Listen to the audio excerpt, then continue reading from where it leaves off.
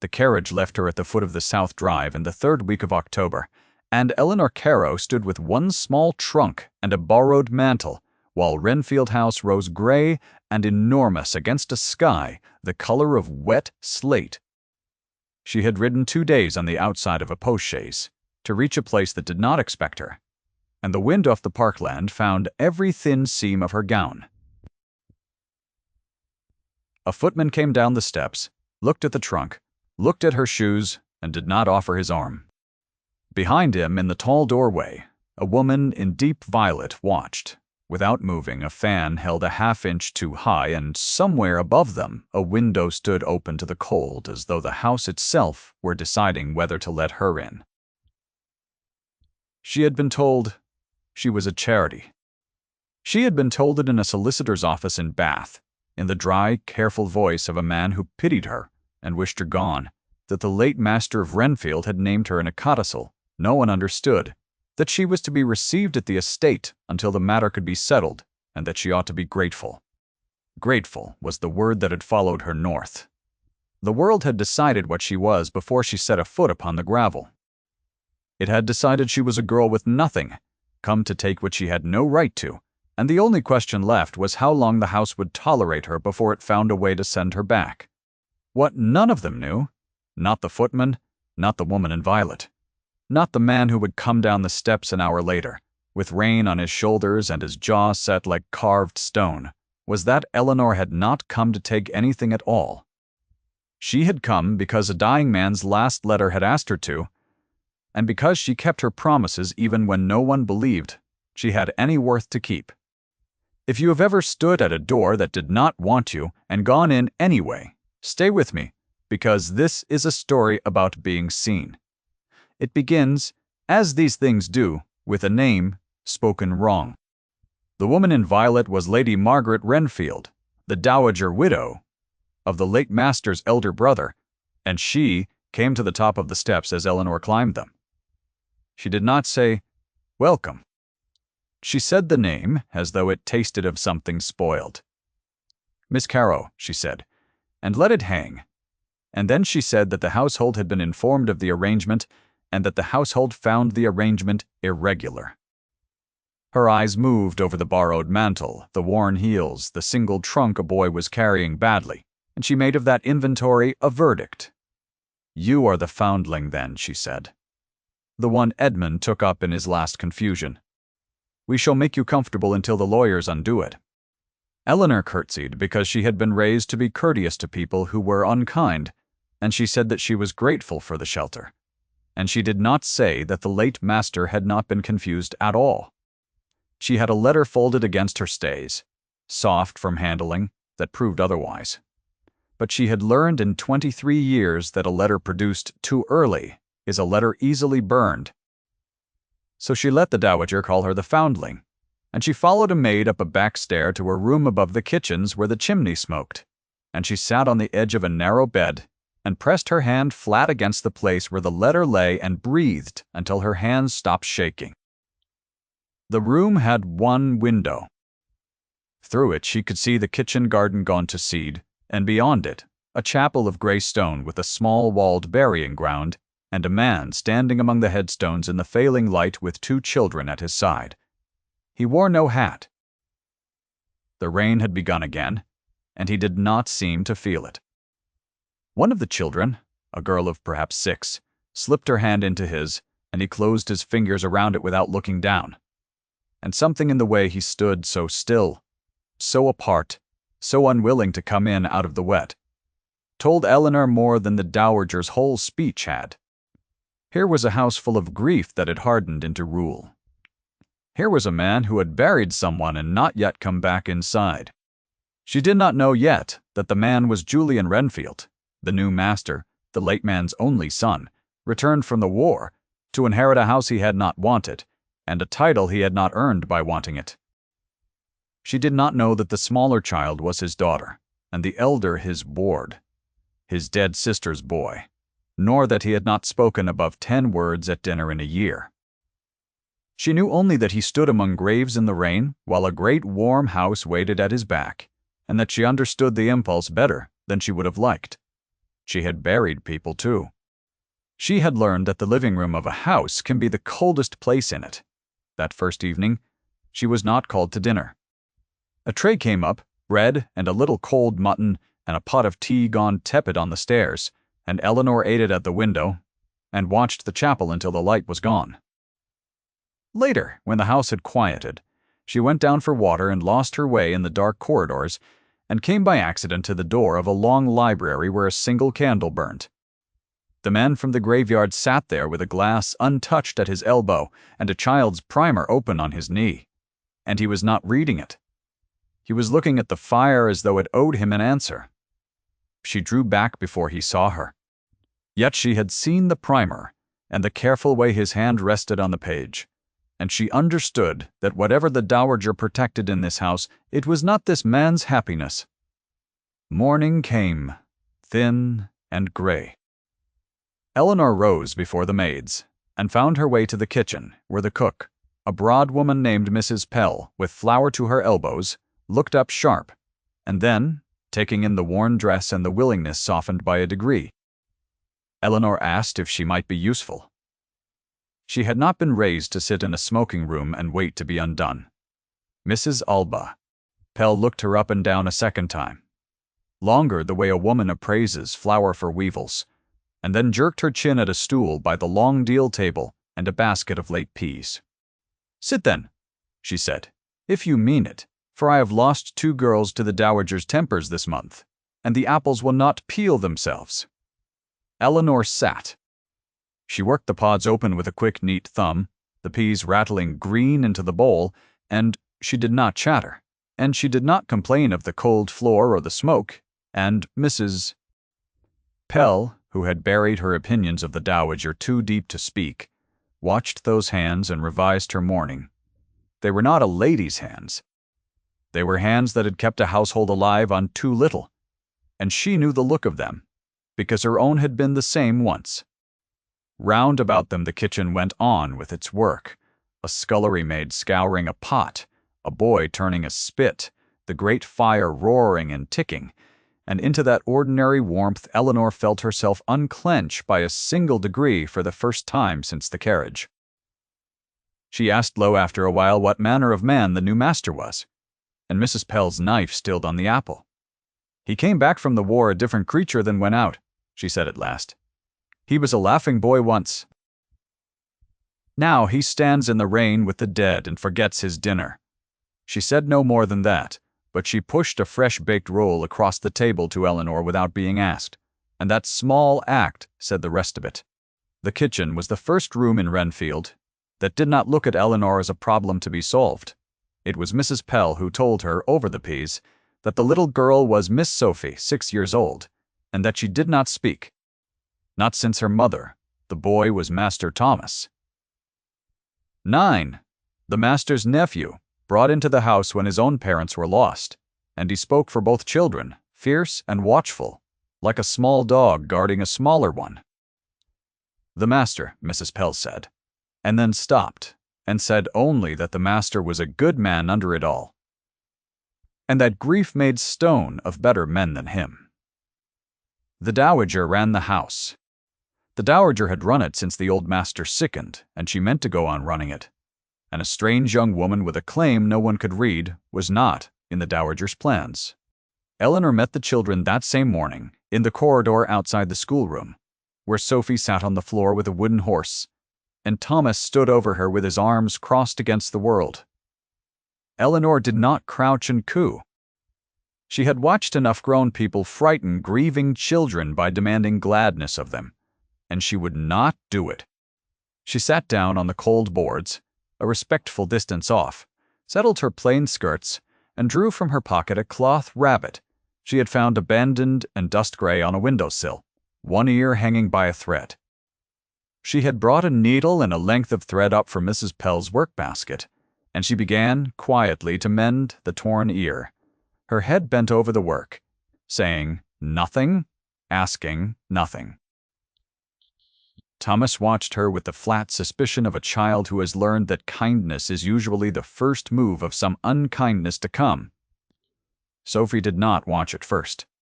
Then the small wooden horse went still in her hand, and her eyes came to the rabbit, and stayed.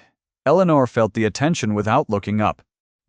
She drew the last stitch tight, bit the thread, and turned the mended ear right side out so it stood up properly as an ear should, and then she set the rabbit down on the bare boards in the no-man's land between herself and the children, and rose, unhurried, and went away down the corridor as though she had business elsewhere. She did not see the girl reach for it. She heard behind her the smallest scuffle of a child crossing a floor on her knees. Thomas, though, saw the whole of it. Saw the woman leave, without waiting to be thanked, without making his sister smile to order, and something in his fierce small face shifted by a degree, because no grown person had handled Sophie so gently in a year, and he had appointed himself the judge of all of them. The Dowager's campaign began in earnest at the week's end, and it began, as such things do, with kindness shaped like a blade. There was to be a dinner, Lady Margaret announced, a small county dinner, the first the house had given since the old master's death, and naturally Miss Carrow would not wish to be exposed to people of rank in her circumstances, and so a tray would be sent to her room. She set it in the morning room with 2 callers present, Lady Hartwell and her daughter, so that the exclusion was witnessed, and therefore real. The provincial creature, Lady Hartwell murmured behind her tea when she thought the door was closed. The one with no people and no money, come to plague poor Margaret. Eleanor heard it from the passage. Her face went hot. Wation me. Her hands stayed steady. She had grown used by then to the shape of her days at Renfield, which was the shape of a person tolerated and unwanted. She rose early, helped Mrs. Traded, Pell where she could, sat with Sophie in the afternoons over the cloth rabbit and the wooden horse, without requiring the child to be other than she was, and kept to her smoking room when the family gathered. She wrote no letters because she had no one to write to. Her father was 3 months dead, her mother long before him, and the letter against her stays was the only voice from her old life that still spoke. She took it out at night and read it by her one candle. The late master's hand grown shaky at the end, but the words clear, and she let them steady her. He had known her father, he had known what was owed. He had asked her to come. It was the children who undid the careful distance, as children do. On a wet afternoon, when the Dowager had taken the carriage to make calls, Eleanor found Sophie at the top of the great staircase, too near the edge, reaching for a ball that had rolled down 2 steps, and Thomas nowhere in sight. Eleanor did not cry out, which would have startled the child forward. She crossed the landing in 3 quiet steps, and gathered Sophie back from the drop and held her, and the ball bounced unheeded to the hall below, and she felt a small, fierce heartbeat against her own, and did not let go until it slowed. When she looked up, Julian was standing at the foot of the stairs with the fallen ball in his hand, having seen the whole of it, and his face was not stone at all. He came up the stairs slowly. He took his daughter from Eleanor's arms with a care that did not match the cold report the house had given of him, and Sophie wound her arms around his neck and did not speak, but she did not cry either, and he closed his eyes for a moment over the top of her head. Then he looked at Eleanor, truly looked, for the first time since she had come, and he said, his voice low and rough from disuse, that he was in her debt. She said it was nothing. He said it was not nothing. Bah! And he stood there a moment too long with his child in his arms and the rain on the windows, before he remembered himself and inclined his head and carried Sophie away. Eleanor's pulse would not settle for an hour. She told herself it was the fright. After that, he began, without seeming to intend it, to be where she was.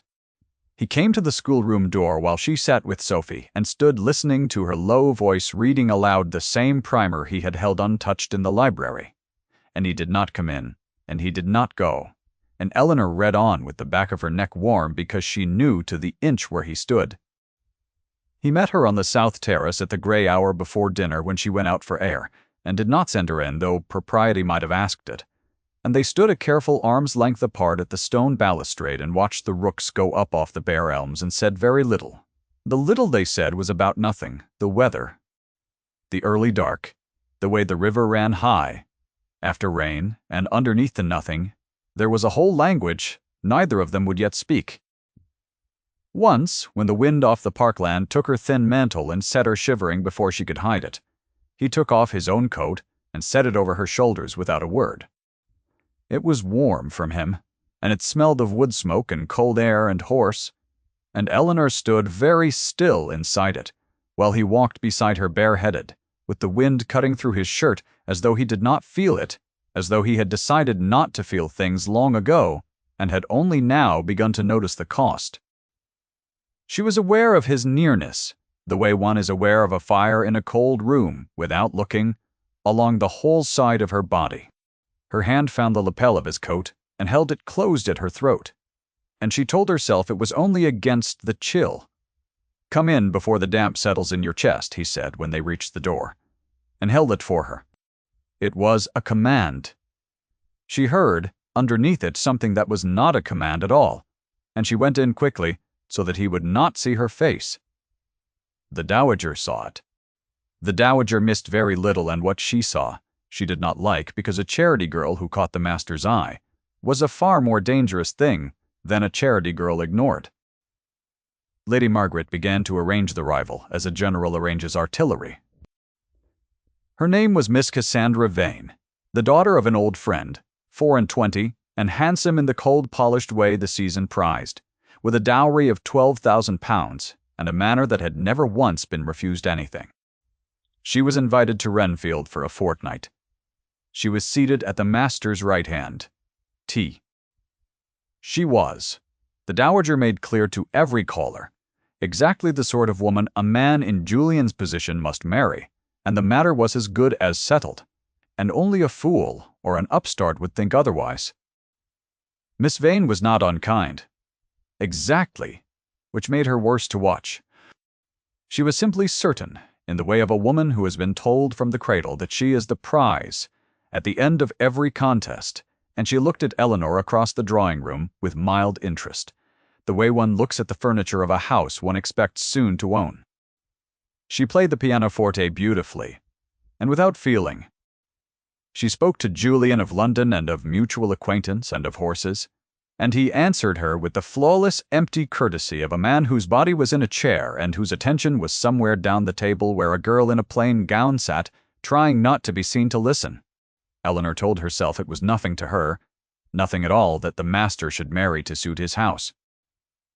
She told herself so at dinner and again on the stairs and again by her one candle, and her heart, which had its own opinion, would not be persuaded. She had not come north to lose anything more. She had not known, until Miss Vane took that chair, that there was anything left in her to lose. I told you this was a story about being seen, and here, near the middle of it, is the place where you might begin to wonder whether she ever would be. Stay close, because the seeing comes, though not how she expects. For now, Eleanor watched Miss Vane take the chair at the master's right and tell herself that it was nothing to her, nothing at all, and felt her heart contradict her mouth and was ashamed. The wound in Julian came to light on a night Eleanor had not sought. Sophie had a fever, a small one, the kind that frightens a house that has already lost a mother to one, and Eleanor sat up with her because she would not sleep for anyone else, and near midnight the master came to the nursery door. He stood in the candlelight watching his daughter breathe, and the fear in him was so plain and so old that Eleanor understood all at once what the graveyard had been telling her since the first evening. He had been away at the war when his wife died. He had been 3 days' ride from home, doing his duty, when the fever took her in a single night, and he had come home to a closed coffin and a daughter who had stopped speaking, and a house where everyone had managed without him. He had not failed to save her. He believed he had. The two are not the same, but grief does not know the difference. He told Eleanor, none of this in words, not at first. He told her in the way he gripped the doorframe until his knuckles whitened, in the single low sentence he let escape, that he had not been here, that he was never here when it mattered, and in the way his hand went, without his seeming to know it, to his breast pocket where, she would learn, he kept a folded letter of his own. The last his wife had written him, 3 lines, unfinished, never answered, because he had been on a road somewhere being a soldier while she set down her pen for the last time. Eleanor did not offer comfort. She knew better than most what useless weather comfort was. She crossed the dim nursery and stood beside him at the cot where Sophie slept, flushed and breathing, and she only said quietly that the child would wake in the morning, and that he was here now, and that here now was not nothing. It was his own word given back to him. He looked at her as though she had struck a bell somewhere inside the house that had not rung in a year. For a moment they stood close in the candlelight, nearer than propriety allowed, the sleeping child between them, and the rain at the black window. And Julian raised his hand as though he would touch her face, the back of his fingers coming up toward her cheek, and stopped, a breath short of her skin. "I have wanted," he began low, and then could not finish it, because the wanting had been forbidden him so long that the word came out of him like something dug up. He said instead, almost angry with it, that she should not be kind to him, that he did not deserve it, that everyone who had been kind to him had paid for it. Eleanor stood inside the warmth of his nearness and did not step away. "I am not afraid of the cost," she said. It was the truest thing she had said since she came to Renfield, and they both heard it. And neither of them moved. And the candle burned down a little, and somewhere below them the great house slept on, knowing nothing. Sophie's fever broke before dawn. Julian carried the news down to the kitchen himself, which no master had done in living memory, and Mrs. Pell wept into her apron and pretended she had not, and for one strange suspended morning the house felt almost like a home. The dowager, however, had watched the master go up to the nursery and stay, and had drawn her conclusions, and she did not intend to lose Renfield to a girl with a smoking chimney and no name. She summoned a man Eleanor had not yet met. His name was Mr. M. Crail, a cousin of the late master on the wrong side of the family, a heavy, soft-handed man with a lawyer at his elbow, and a grievance dressed as a right, and he had come, the dowager told the household, to put the question of the estate beyond all doubt at last. Mr. Crail's claim was simple and ugly.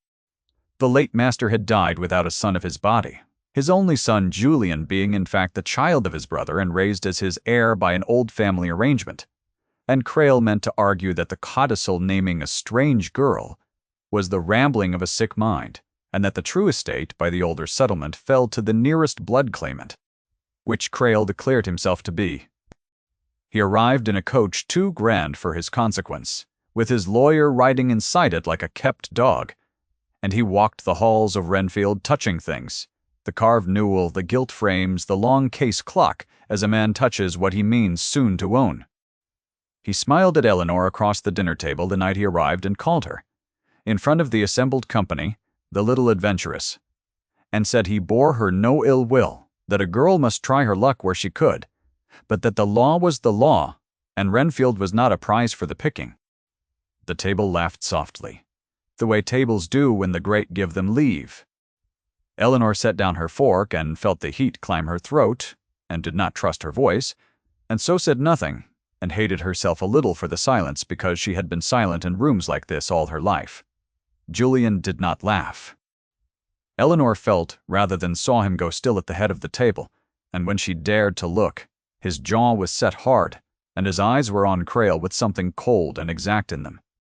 He said nothing then either, because a duke's son raised to govern does not brawl at his own table, and his silence was a discipline rather than an absence, though Eleanor, through the old wound that told her she was always last to be defended, did not know that yet. She read his quiet, as the rest of them reading her found wanting, and she went up to her smoking room that night and took out the late master's letter and held it to the candle until the corner browned. Because what was a dead man's promise against a living man's law? The flame licked up toward the paper. She thought of the solicitor in Bath who had pitied her, and of the dowager's fan, and of Crail's soft smile, and of how much simpler it would be to be nobody again, to take the morning coach south and let the great folk, keep their great cold house.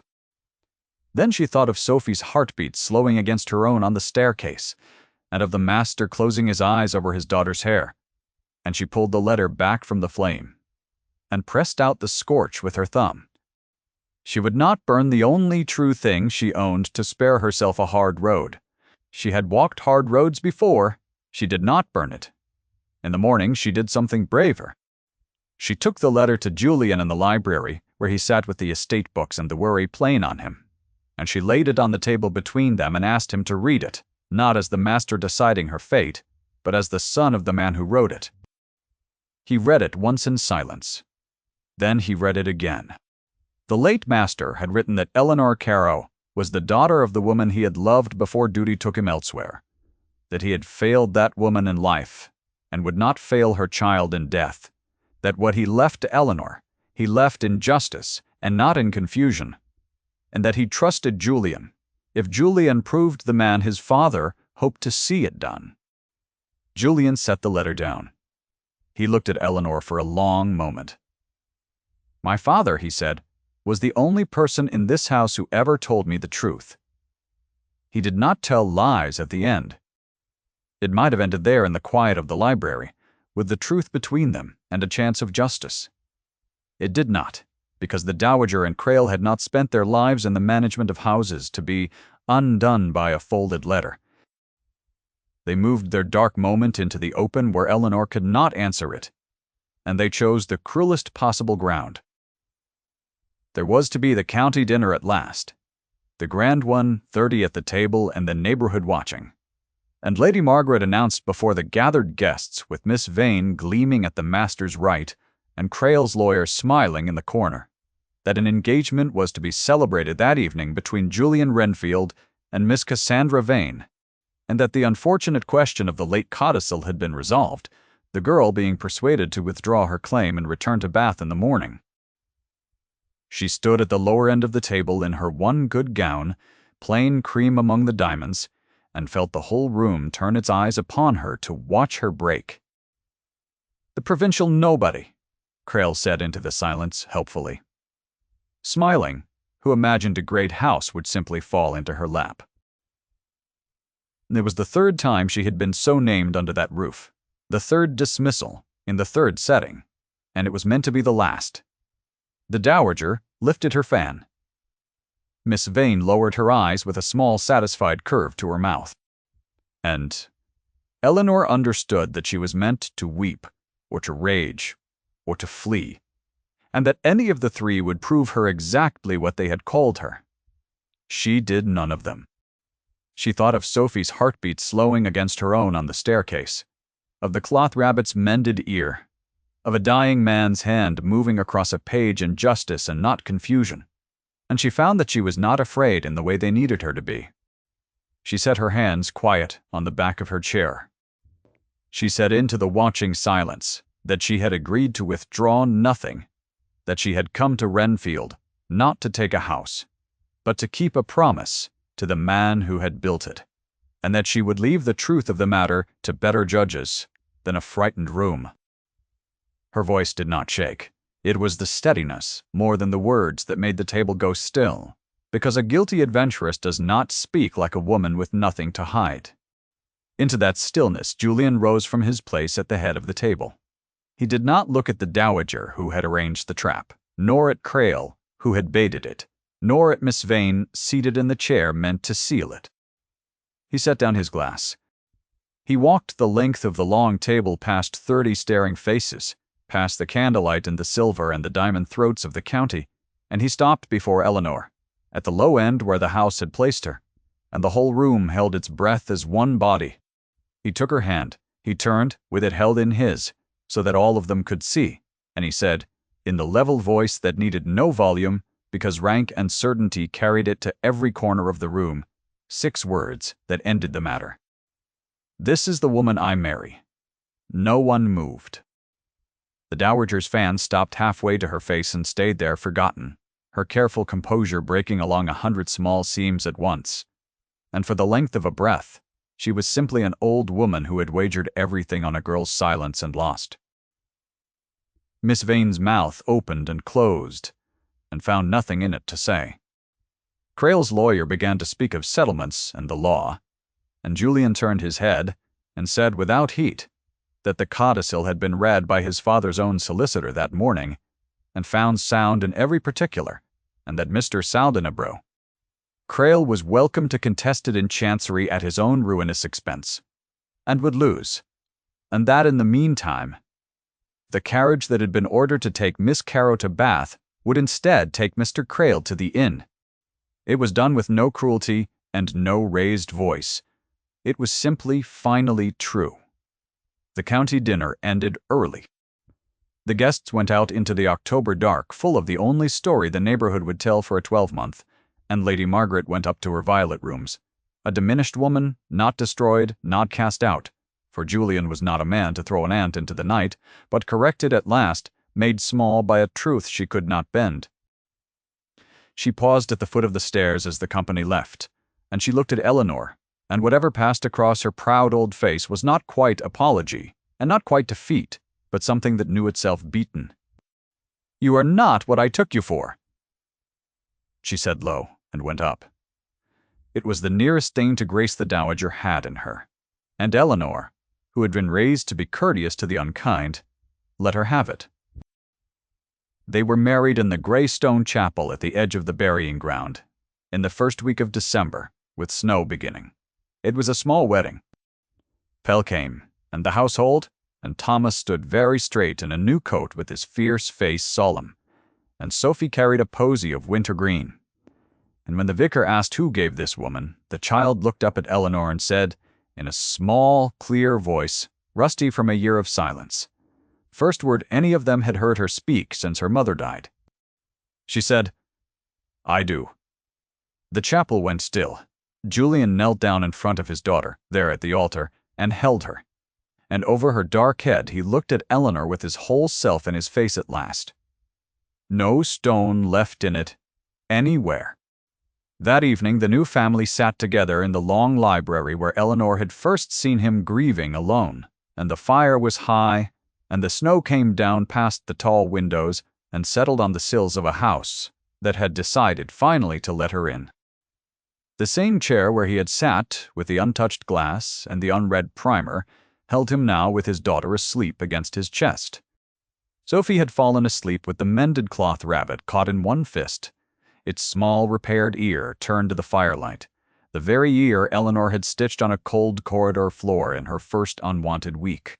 Thomas read aloud, slow and careful from the primer that had lain so long untouched, stumbling over the longer words and going back to take them again, and no one hurried him.